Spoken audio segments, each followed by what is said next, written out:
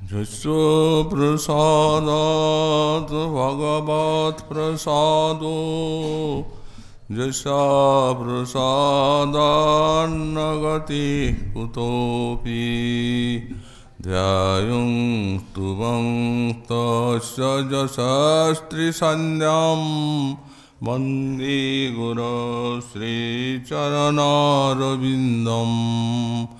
आजानुलम्बितभुजौ कनकावदातौ संकीर्तनैकपितरौ कमलायताक्षौ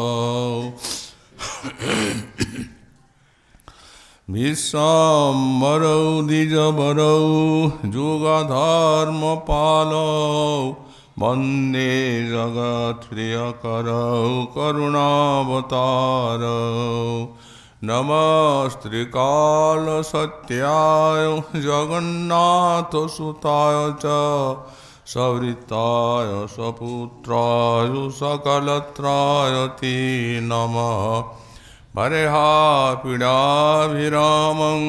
मृगमदतिलकं कुण्डलाक्रान्तगण्डां पञ्चाक्षं कम्बुकण्ठां स्मितसुभगमुखं स्वाधुरीन्नस्तवीनुं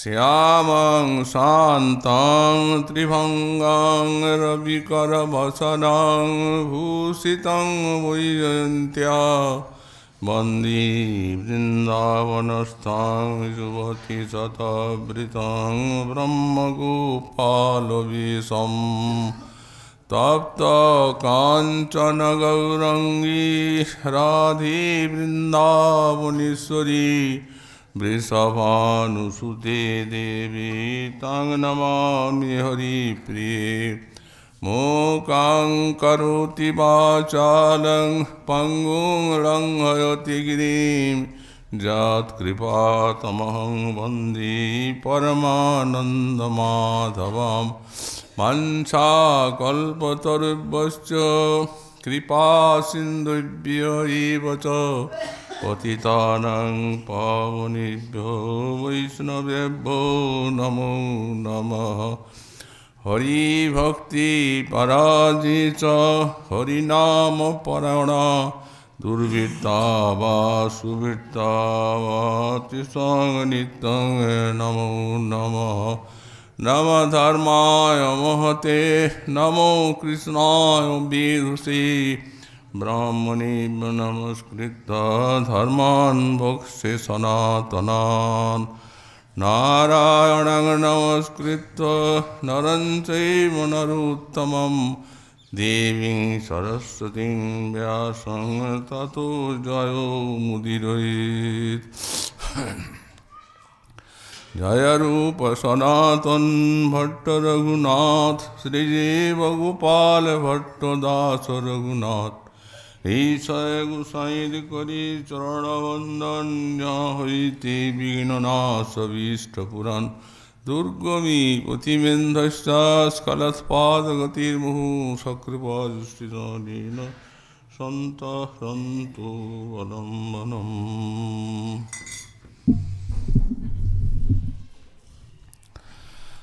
जदनुचरितलीला कर्णपीयूषविप्रुट सखिदना विदूता द्वन्द्वधर्मा विनष्टा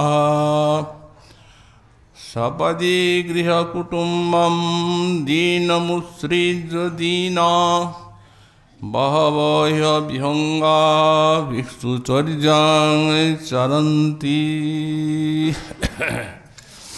सर्ववेदांत सार श्रीमद्भागवते दशम स्कंदे अष्टचत्वारिंश अध्याये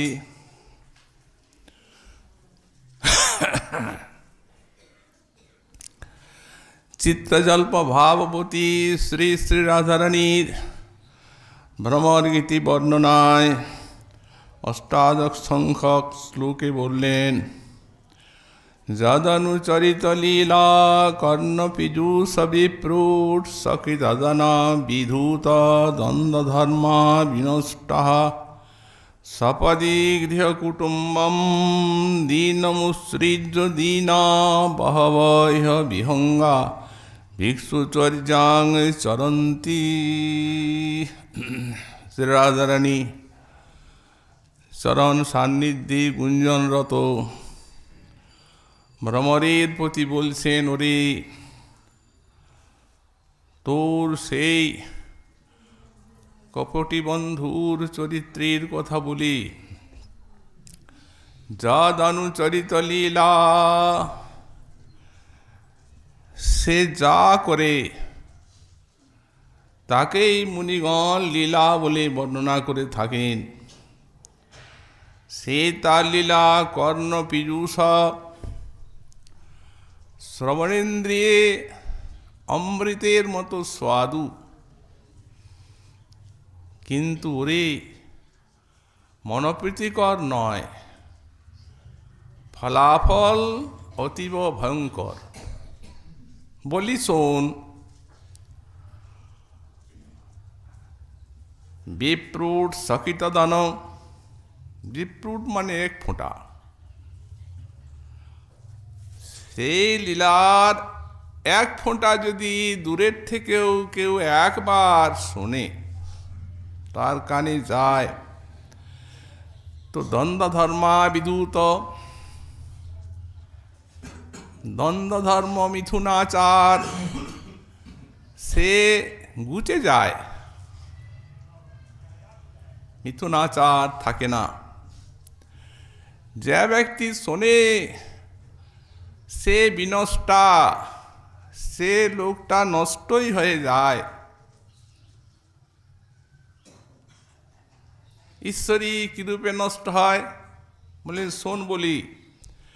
সপদি গৃহ কুটুম্বম দীনমুৎসৃজ্য দীনা, সে লোকটা দীন হয়ে যায়, অতি দুঃখী দরিদ্র হয়ে যায়,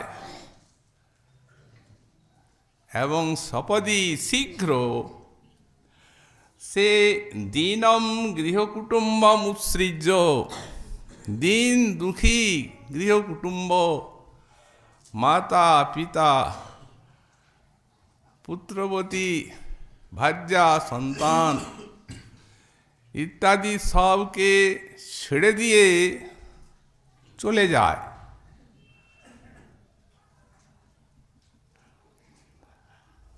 কোথায় যায়? ওরে কোথায় আর যাবে? ওই যে কপটি বন্ধুর তোর যে লীলাক্ষেত্র, এইখানে আসে। ওরে দুটি একটি নয়, বহব, শোন বলছি, বহু বহু। তারা আর মানুষ থাকে না, বিহঙ্গা, তারা সব পাখি হয়ে যায়, এবং পাখি হয়ে এইখানে শ্রীবৃন্দাবনে এসে আর ভিক্ষুচর্যাং চরন্তি, ভিক্ষা করে জীবিকা নির্বাহ করে থাকে।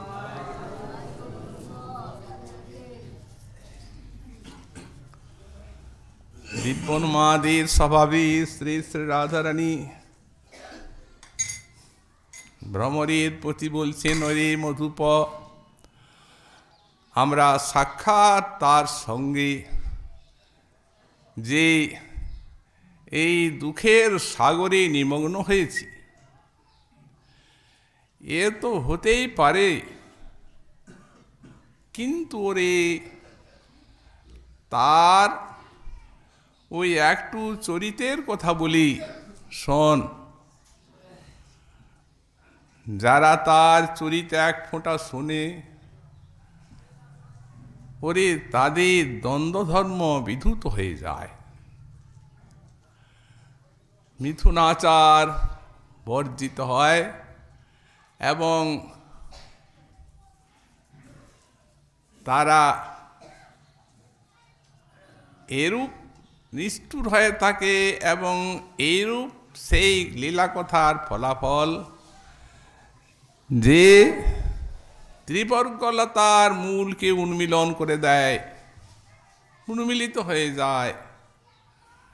তার কথা যদি ধার্মিক শোনে, ধর্মের প্রতি তার আস্থা থাকে না। যদি ধনী শোনে,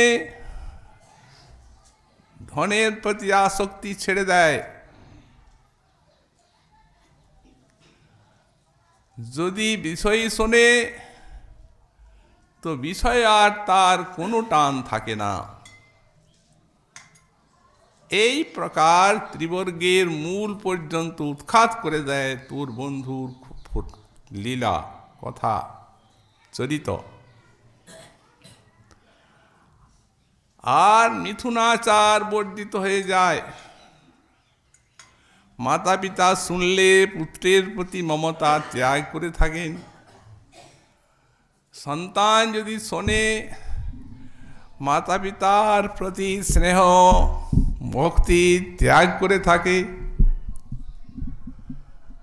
পতি যদি শোনেন, পত্নীর প্রতি প্রীতি ছেড়ে দেয়। পত্নী যদি শোনে, পতিকে ছেড়ে দেয়। এমনি তার এই চরিত কথার আশ্চর্য এই প্রকারের শক্তি। মোহিনী শোন বলি, চরিত বলেছেন চরিত।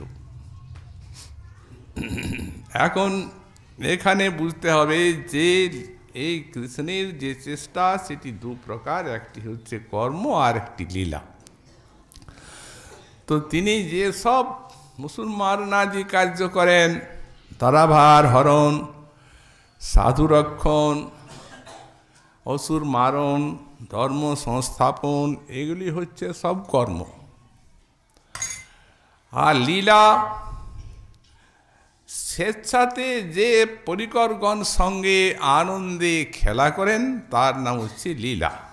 স্বেচ্ছয়া হর্ষাৎ অনাসেনৈব সম্পাদিতা যা চেষ্টা সা লীলা। তো এই যে কর্ম আর লীলা, এর মধ্যে গোবিন্দ হচ্ছে লীলা পুরুষোত্তম, তার মধ্যে কর্ম নাই। যদি কেউ বলেন অসুর মারণ আছে, ওটা কৃষ্ণের কাজ নয়, ওটা বিষ্ণুর কাজ।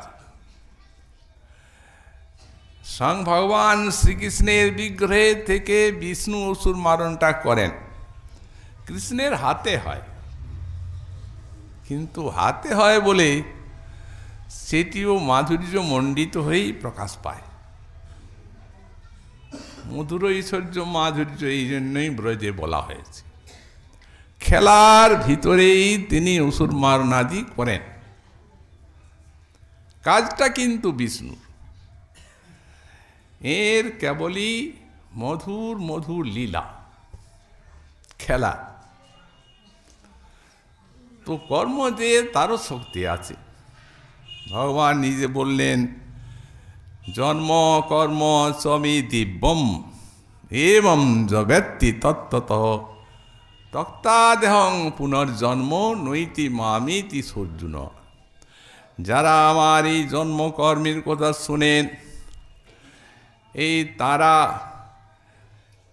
যদি দিব্য বলে তার তত্ত্ব জানেন, তাহলে তারা দেহত্যাগের পরে আর সংসার পান না, দেহ পান না, আমাকেই পান। মা এব প্রাপ্নুতি। সারামানুষ ব্যাখ্যাতে টিকার লিখেছেন গীতায় যে মদীয় দিব্য চেষ্টিত যথার্থ জ্ঞানেন বিধ্বস্ত মত সমাশ্রয়ন বিরোধী পাপমা মদেক প্রিয় সন অস্মিন এব জন্মনি মামেব প্রাপ্নুতি। এই যে বলছেন দেহ আর পান না, আমাকে পান, তাহলে সেই জন্মেই পান। কর্ম যদি শোনা যায় তার এত শক্তি কৃষ্ণের, যে ভগবানের চরণ আশ্রয়ের যে সব প্রতিকূল অনর্থ আছে সেগুলি নাশ হয়ে যায় শুনলেই। ভগবানের তিনি প্রিয় হন এবং ভজন করেন, এই জন্মেই তাকে পান, আর জন্মাতে হয় না। আর লীলা তো লীলা পুরুষোত্তমের সেই লীলার সমস্ত শক্তি এখানে বলছেন রাধারানী একটু উল্টো করে বলছেন। যেমন বিষয়টি বিশেষ রূপে মানুষের মনে বিদ্ধ হয়ে যায়, এত মহিমা বলছেন। নিন্দার চলে একে বলা হয় ব্যাজ স্তুতি। ব্যাজ স্তুতিতে লীলার মহিমা বলছেন। শোন করে বলি, তার সঙ্গে প্রীতি করে আমরা দুঃখের সাগরে ডুবে গেছি, কিন্তু সে থাক, কিন্তু তার লীলার কি মোহিনী শক্তি। যদ অনুচরিত লীলা, সে যা করে মুনিগণ বলেন এটা লীলা। তার এক ফোঁটা দূরের থেকে সেই লীলা, সেই চরিতের যদি কেউ শোনে, তো শুনতে তো কর্ণপীযূষ অমৃতের মতো লাগে, কিন্তু মনপ্রীতিকর নয়। তার মানে ভয়ঙ্কর তার পরিণতি আছে। কি প্রকার? তো বলছেন সকিতদন, একবার যদি কোনো রূপে একটু যায়, তো দ্বন্দ্ব ধর্ম বিনষ্ট হয়ে যায়। অর্থাৎ যিনি শোনেন, তিনি গৃহ কুটুম্বাদি সব ত্যাগ করে অর্থ উপার্জনের অভাবে কিভাবে সংসার চলবে, মাতা পিতা বৃদ্ধ, পত্নী আছেন, শিশু সন্তান, এ সবগুলি জেনে শুনেও অর্থ উপার্জকের অভাবেও সব ছেড়ে দেয়, সব ছেড়ে আর চলে যায়। এই রূপ তার লীলা কথায় মানুষ এত নিষ্ঠুর হয়ে থাকে, হৃদয়টা এত কঠিন হয়ে থাকে। সেই স্বর যে তার হৃদয়ে কঠিন তা তো বলারই নাই, কিন্তু তার একটু লীলা, এক ফোঁটা যদি কানের মধ্যে যায়, চলে যায় সব ছেড়ে।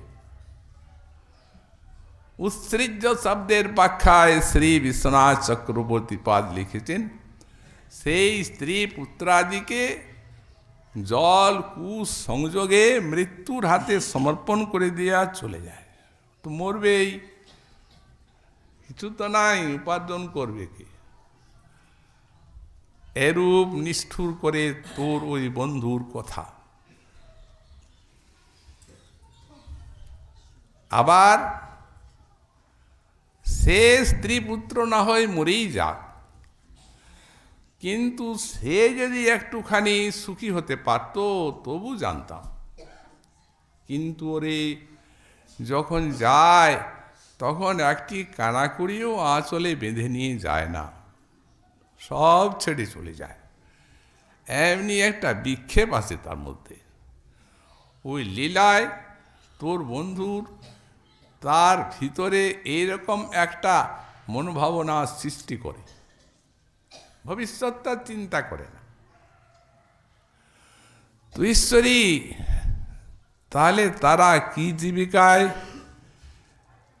জীবন নির্বাহ করে থাকে? ওরে শুন বলি, তারা আর মানুষ থাকে না,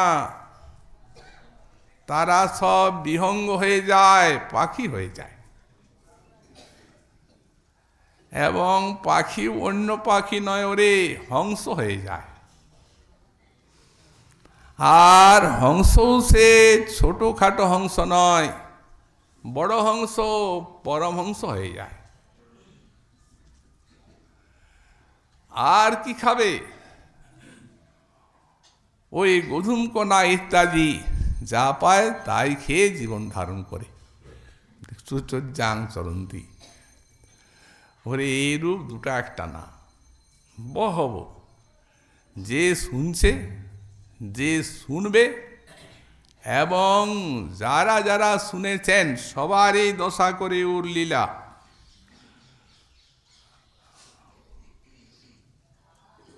রাধারানী তো বলছেন, তিরস্কার করছেন ভ্রমরের কাছে, কিন্তু ব্যাজ স্তুতিতে তিনি যে লীলার কৃষ্ণের প্রশংসা করছেন, এইরূপ স্তব স্তুতিতে শত শত বেদ পারবে না।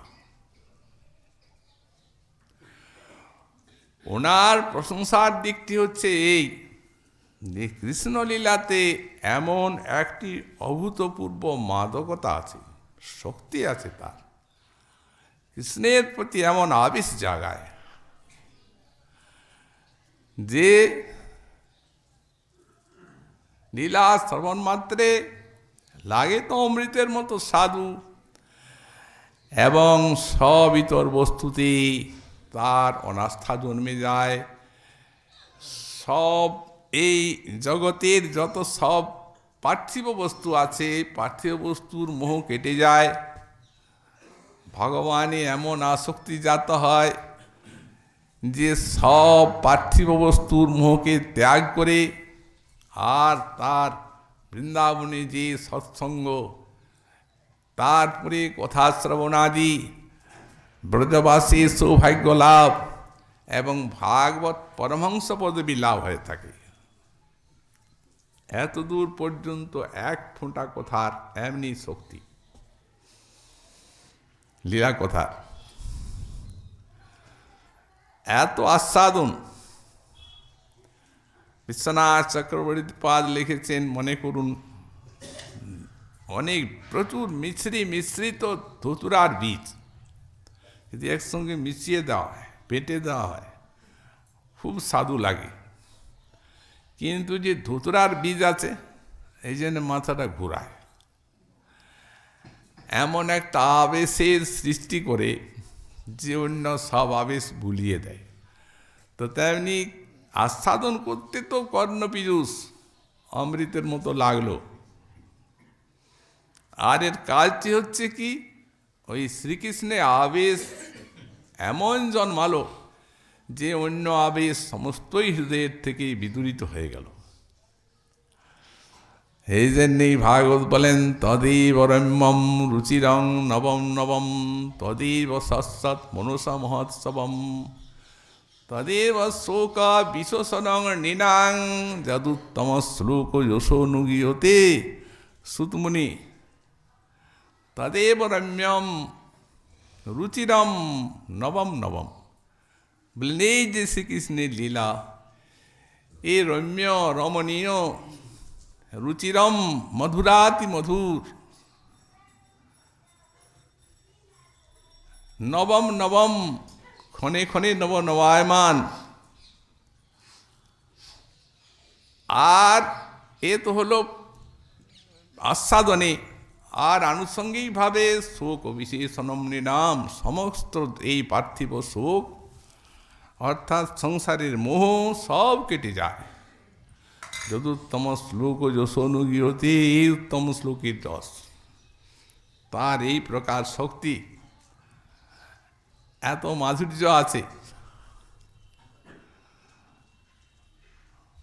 পিবন্তি যে ভগবত আত্মন শতাং কথামৃতম, শ্রবণকুটিষু সমৃতম, পুনন্তি তে বিষয় বিদূষিতাশয়ম, ব্রজন্তি তচ্চরণ সৌরভান্তিকম। এক ফোঁটা পান করলেন, আর সব অন্য বাসনা হৃদয়ের থেকে দূরীভূত হয়ে গেল, প্রেম লাভ করলেন, সোজা ভগবানের চরণে চলে গেলেন। এমন সাধনা আর নাই। ভক্তি সাধনার মধ্যে ইল্লা শ্রবণের মহিমা। শুধু সাধনাই নয়, এটা সাধ্য। যদি বলেন কি করে জানলেন, ভাগবতেই তার প্রমাণ আছে। ধ্রুব মহাশয় কঠোর সাধনা করলেন, ভগবান প্রসন্ন হলেন, দর্শন দিলেন তাকে, বর চাও। উনি কি বর চাইলেন? বলছেন, প্রভু ভক্তি মুহু প্রবহতাং তৈবে প্রসঙ্গ, ভূয়াত অনন্ত মহতাং অমলাশয়ানম, येनंजुसोल বনমুরু বেসনং ভবাব্দিম নেশ্যে ভবৎ গুণকথামৃতপানমত্ত। প্রভু আমি সাধুসঙ্গ চাই। এ কি ধ্রুব, কি বলছো?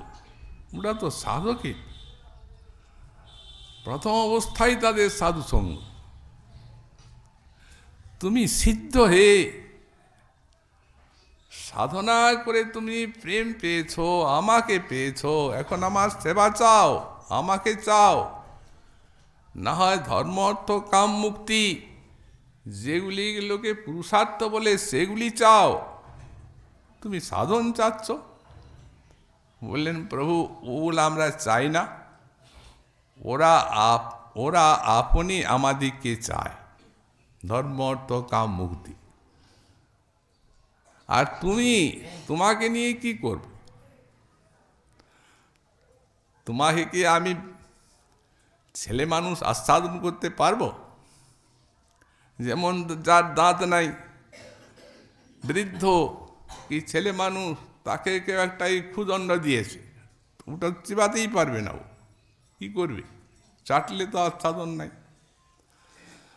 তো প্রভু তোমার আস্বাদন যেখানে লাভ হয়, যাদের নিরন্তর হৃদয়ী ভক্তির ধারা প্রবাহিত, সেই সমস্ত মহতের সঙ্গ দাও, তাদের শ্রীমুখে তোমার অমৃত মধুর লীলা কথা শুনব, মত্ত হয়ে যাব তাতে, এবং আনন্দ রসে সিন্ধুতে সন্তরণ করব। এর থেকে আর পাবার কিছু নেই এবং যাওয়ারও কিছু নেই। যখন শ্রীরামচন্দ্রের হয়ে গেল সেই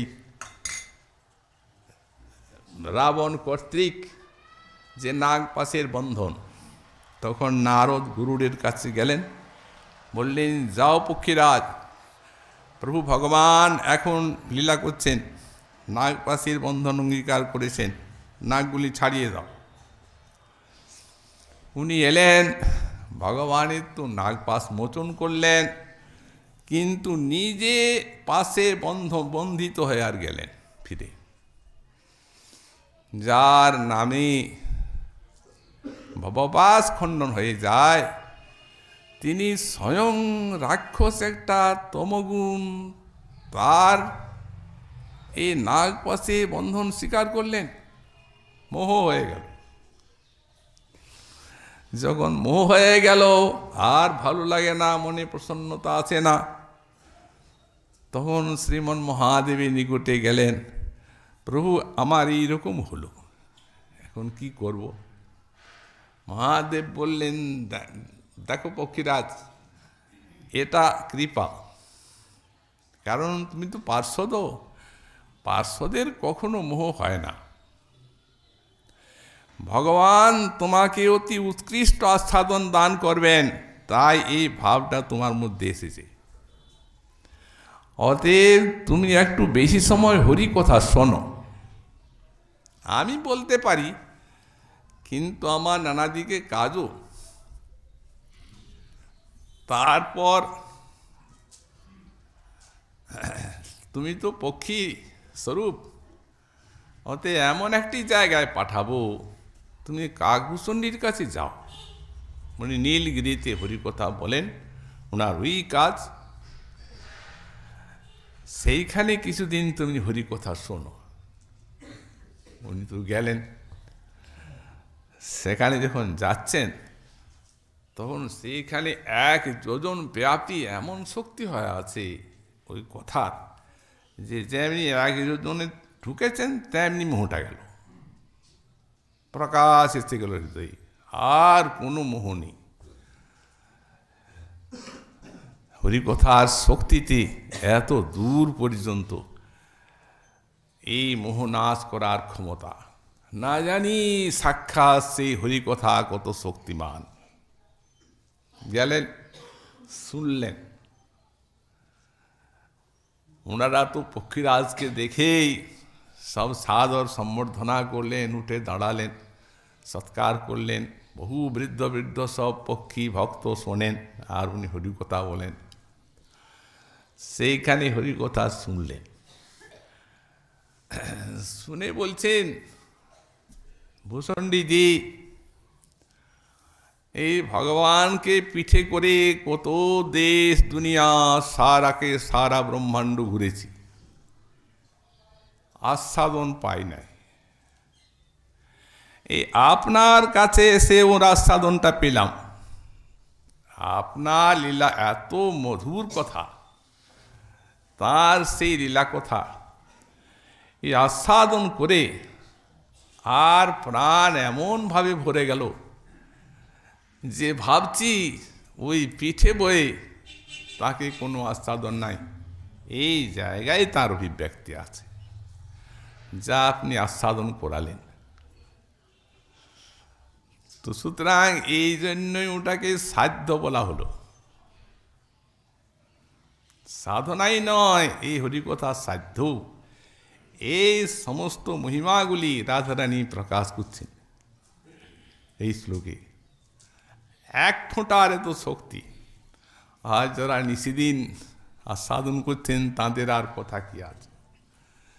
এই শ্লোকে গোস্বামীপাদ বললেন, অভিজল্পিত ভঙ্গ্যা তাগু চিতি তস্য খগানামপি খেদনাৎ যত্র সানু স্বয়ং প্রোক্তা তৎ ভবেত অভিজল্পিতম।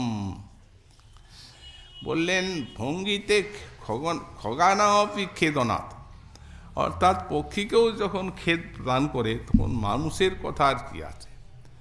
বললেন, অলৌকিক এই সেটে ত্যাগ করা উচিত, ত্যাগ উচিতি, এটা ভঙ্গিতে প্রকাশ করা হলো।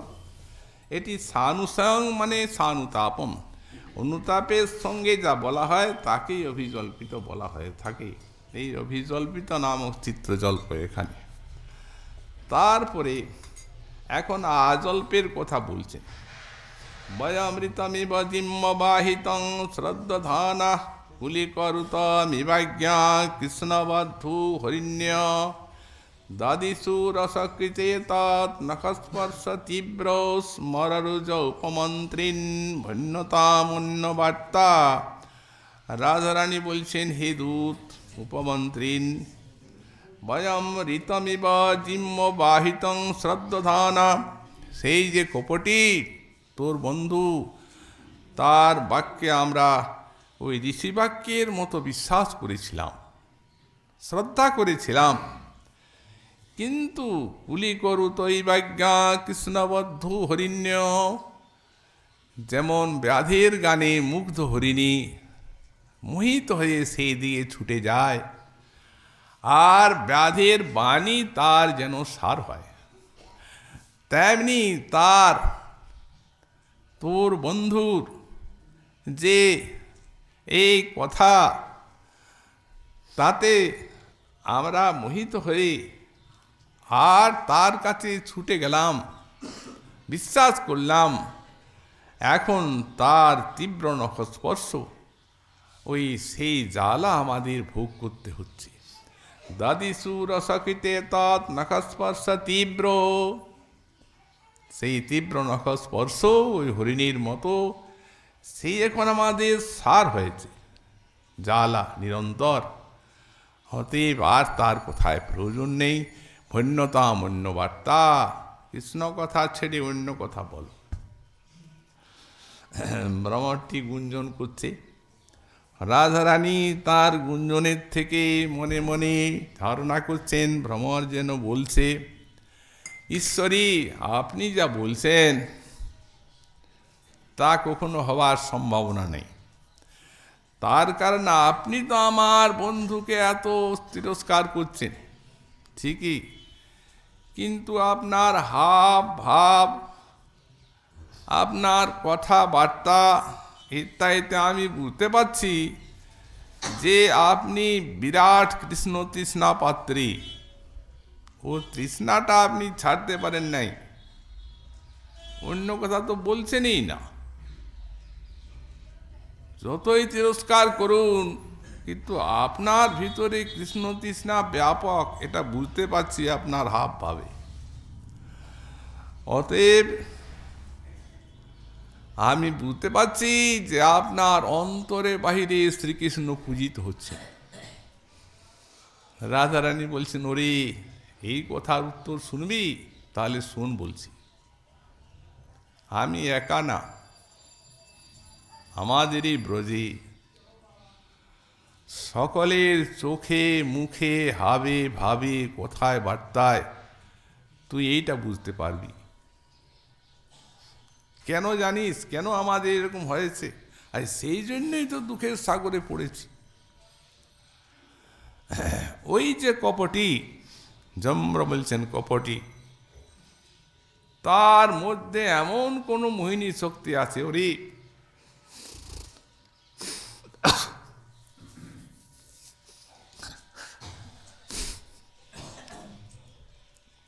আমরা তার কথায় ঋষিবাণীর মতো বিশ্বাস করতাম সকলেই। সে কথা বলার এমন ভঙ্গি আর তার কথার এইরূপ মাধুর্য আর সেই কথার মোহিনী শক্তি যে আমরা ঋষিবাণীর মতো বিশ্বাস করেছি আর এই দুঃখে পড়েছি। শোন বলছি, অনেক কথা, তার অনেক প্রমাণ আছে। একটা কথা বলবো, যেদিন সে রাস গোষ্ঠীতে গোপী সভায় যখন আমাদেরকে ছেড়ে চলে গেল, বহু কষ্ট দিল, কেঁদে কেঁদে আমরা অস্থির হয়ে গেলাম। শেষে দর্শন দিল। যখন দর্শন দিল তখন আমরা তাকে নিজের কথাই আমাদের কাছে স্বীকার করল যে সে অকৃতজ্ঞ। আমরা যখন তাই তাকে বললাম তখন ওর এই গোললগ্নি কীটবাস কাঁদছে। কাঁদতে কাঁদতে ওই গোললগ্নি কীটবাসে এমন কথা বলল, ন পারিহম নিরবৈদ্য সংযুজাং সসাধু কৃত্যম বিবুধাও সা পিব যা মা ভজন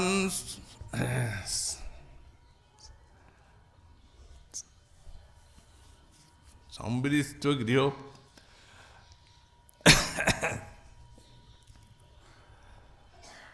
ওরে তখন কাঁদতে কাঁদতে বলেছিল কি, ন পারিহং নিরবৈদ্য সংযুজাং সসাধু কৃত্যং বিবুধাউ সা পিব যা মা ভজন দুর্জর গেহ শৃঙ্খলা সংবৃষ্ট তদব প্রতিজাতু সাধুনা।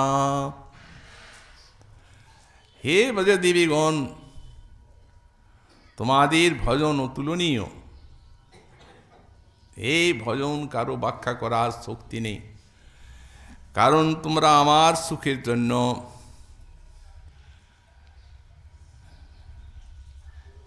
তোমরা আত্মীয় স্বজন ইহলোক পরলোক দেহ ধর্ম ত্যাগ, পতিব্রতা ধর্ম সব ত্যাগ করেছ, এবং তোমাদের এই ত্যাগ তোমাদের এই ভজন এটি হচ্ছে নিরবৈদ্য সংযুজাং।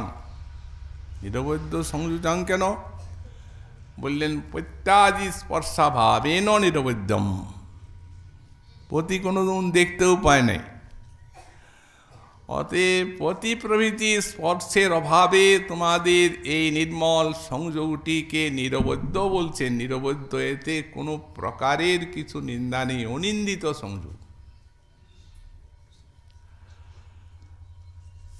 তো তোমরা এত সমস্ত ত্যাগ করে যে আমার ভজন করেছো, এটা আমার সুখের জন্য, আর অন্য কিচ্ছু নেই।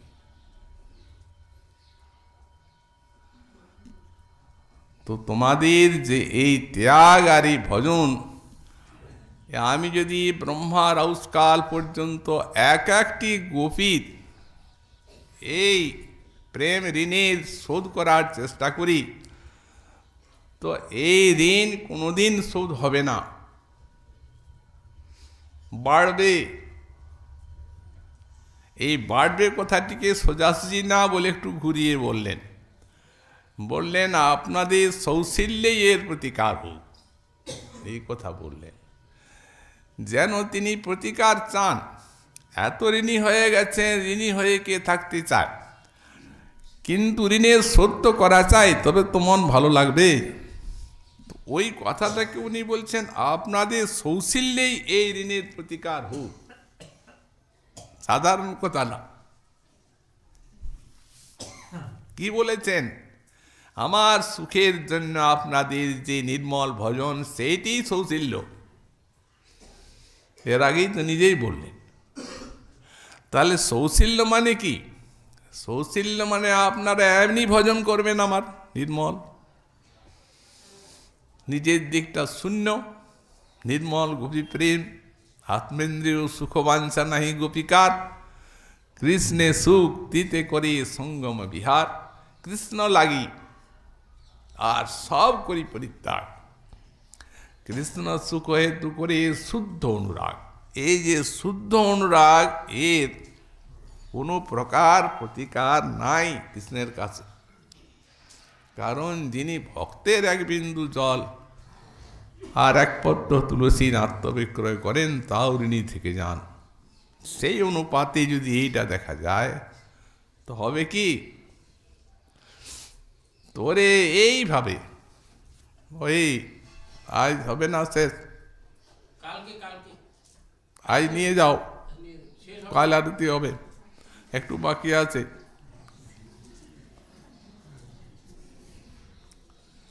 তো সুতরাং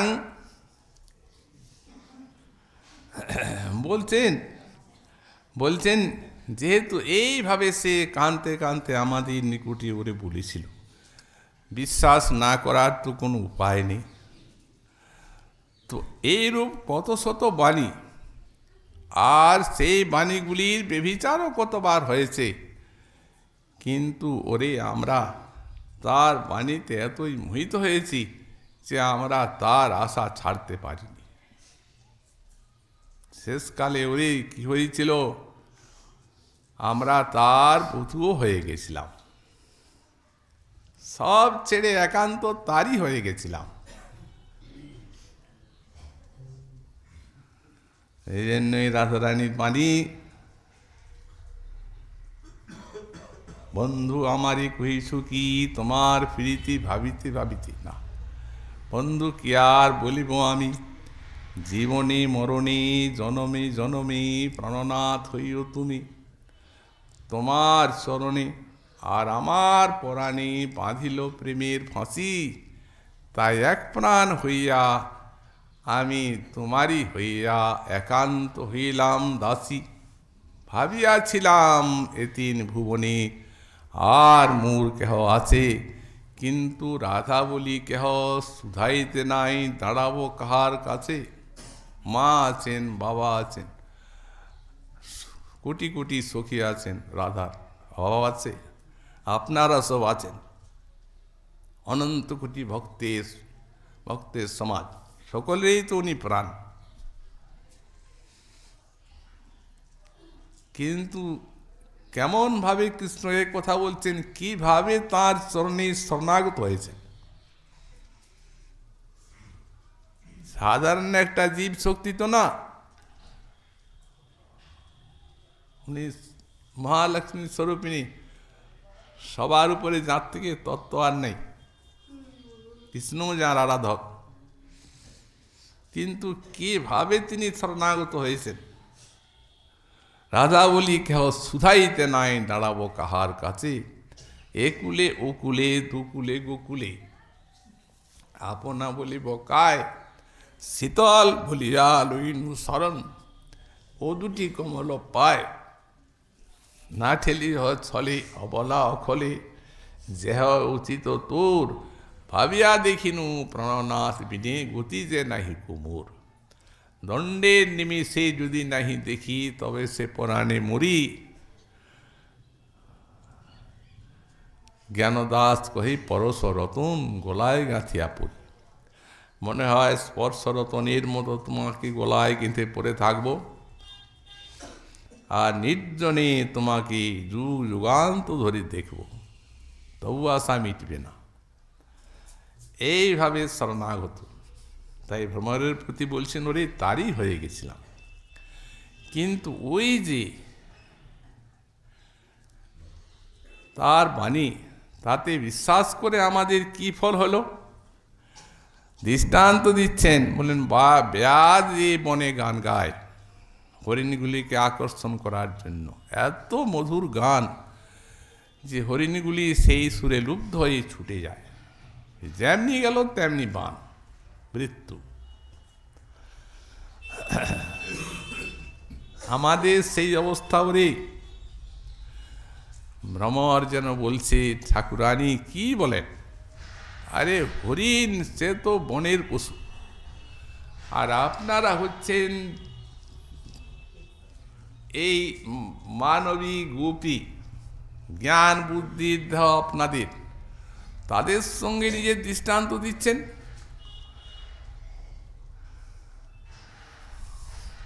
হরিণীর পক্ষ অবলম্বন করছেন রাজারানী।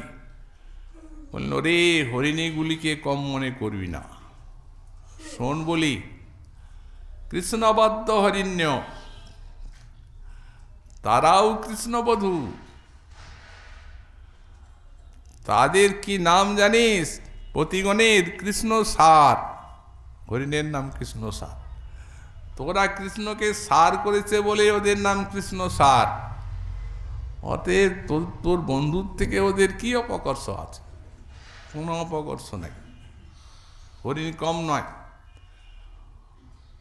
ওদিকে নিকৃষ্ট বলবি না। তো সেই হরিণ যেমন বানবিদ্ধ হয়ে দুঃখ পায়, বললেন তেমনি যে তোর বন্ধু, সেই প্রকার আমাদের হৃদয়ে বানবিদ্ধ করেছে। ঠাকুরানী, আপনার কথা বুঝতে পারছি না। আরে আমার বন্ধু কি বানবিদ্ধ করলো? তখন বলছেন, ওরে তাদিসু রসক্রতে তৎ নখস্পর্শ তীব্র, ওই যে তীব্র নখস্পর্শ, তার এখনো আমাদের শরীরে তার নখের দাগ আছে। ওই তীব্র নখস্পর্শই ভোগ করেছি, কিন্তু স্মরসুখ ভোগ করতে পারি নাই। এখনো রয়েছে সেই দাগ। যখন সেই দাগগুলো দেখি, তখন কি প্রচণ্ড পিপাসায় আমরা কাতর হয়ে পড়ি। এখনো সেই দাগ আমাদের দুঃখ দেয়। জাগে স্মররুজ, অধীর হয়ে পড়ি আমরা। এই প্রকারে আমাদের অবস্থা করে আর সে আমাদেরকে ত্যাগ করে চলে গেছে। হতে কৃষ্ণ কথায় আর দরকার নাই। হে উপমন্ত্রীন, ব্যাখ্যাকার লিখছেন ভণ্ডবিদ্যা পণ্ডিত। হে উপমন্ত্রীন শব্দের ব্যাখ্যা, ভণ্ডবিদ্যাতে পণ্ডিত তুই, ভন্যতাম অন্য বার্তা, কৃষ্ণ কথা ছেড়ে দিয়ে অন্য কথা বল, আর কৃষ্ণ কথা শুনবো না। নির্বেদে শ্রীরাধারী হচ্ছেন কৃষ্ণ কথা শুনতে চাই না, ভন্যতাম অন্য বার্তা। এই ভাব নিয়ে সেই দিব্যন্মাদে মহাপ্রভু বললেন, ছাড়ি কৃষ্ণ কথা অধন্য, কহ অন্য কথা ধন্য, যাতে কৃষ্ণের হয় বিস্মরণ। ছেড়ে দাও ওর কথা, অধন্য কথা শুনবো না। এইভাবে কহ অন্য কথা ধন্য। এখন ধন্যতাম অন্য বার্তা, অন্য ধন্য কথা বলো, অধন্য কৃষ্ণ কথা শুনবো না। যাতে কৃষ্ণের হয় বিস্মরণ, যাতে কৃষ্ণকে ভুলতে পারি। না ভুললে বুঝেছি আমাদের কোনো সুখ নাই, এখন ভুলতে হবে। ভুলবেন কোথায়? যেমনি বলেছেন ছাড়ি কৃষ্ণ কথা অধন্য, বল কথা অন্য কথা ধন্য, যাতে কৃষ্ণের হয় বিস্মরণ। কহিতেই হইল স্মৃতি, তখন চিত্তে হইল কৃষ্ণ স্ফূর্তি। একবারে কৃষ্ণ হৃদয়ে এসে গেলেন, স্ফূর্তি হয়ে গেলেন। সখীকে কহে হইয়া বিস্মিতে, ওগো যাহে শাড়ি চাহিতে, সেই শুইয়া আছে শীতে। কোনমতে না পারি ছাড়িতে, ও তো হৃদয়ে শুয়ে আছে, ভক্ত ছাড়া যাবে না।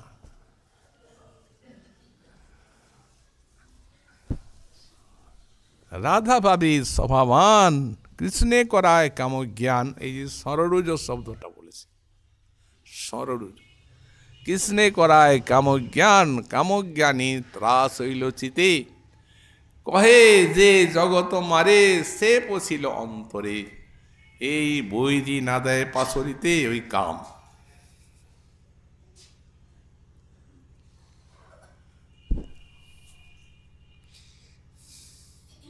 হা কৃষ্ণ প্রাণধন, হা পদ্মলোচন, হা দিব্য সদ্গুণ সাগর। কাহা গেলে তোমা পাই, তুমি কহ তাহা দায় তাহা যায়। এত বলি চলিল ধাইয়া, গম্ভীরাট থেকে একবারে পাগলের মতো ছুটে যাচ্ছে, কোথায় তুমি? এই জন্য রাধারানীও বলছেন, বিপুল তৃষ্ণা আমাদের জাগায় যখন ওই নখচিহ্নগুলি তার দেখি। হতে ভণ্ডবিন্দা পণ্ডিত কৃষ্ণ কথা ছেড়ে অন্য কথা বল। গোস্বামীপাদ বললেন, এটি আজ অল্প জম্ব্যং তস্যাদিতত্তঞ্চ নির্বেদাযত্ত কীর্তিতম ভঙ্গান্য সুখদত্তঞ্চ স আজল্প উদয়িত। বলছেন তার যে আরতি দত্ত নির্বেদ বশত, তার আরতি দত্ত কপটত্ব যা কীর্তিত হয়, যাতে যে চিত্রজল্পে এবং অন্যের সুখদত্ত ভঙ্গিতে অন্যের সুখদত্ত ব্যঞ্জিত হয়, বললেন তাকে আজল্প বলা হয়। এই চিত্রজল্পের মধ্যে এই আজল্পটি এই শ্লোকে সে রাধারানী বর্ণনা করলেন। তারপর আবার দুটি চিত্রজল্প শ্লোক বাকি থাকলো। আমরা চেষ্টা করব আগামীকাল যাতে আমরা তা সাধন করতে পারি। আর আজকে পরমারাধ্য শ্রী শ্রী গুরু মহারাজের এই তিরোধান তিথির অধিবাস মহোৎসবের আপনারা সন্ধ্যাকালে সেই অধিবাসও যোগদান করে আর আমাদের আনন্দ দান করবেন। কালকে আবার আমরা এই দুইটি শ্লোকের ব্যাখ্যা যথামতি আস্বাদন করব। আজকে ভাগবতী কথার এখানেই সমাপ্ত।